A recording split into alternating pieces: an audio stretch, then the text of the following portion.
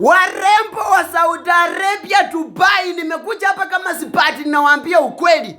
Penda mwanaume mmoja. Hii mambo ya kuweka tapo chance, umetunga maboyfriend 500 ati kila mtu unampromise nikikuja unikujie airport. Wewe unakwambia utaiona ufalme wa mbinguni. Wewe unatanganya mtoto wa mtu anakaanga Kenya akikungoja tu. Ikifika atu unafika Kenya unafunga simu ama unamblock. Ninawajua. Wewe penda mwanaume mmoja. Wewe kazi ni kupembeleza watu kivideo call na mwanaume wa Kenya unamtanganya tu, nimepanga, nimechenga nyumba yangu, nimetaka tuanze maisha pamoja.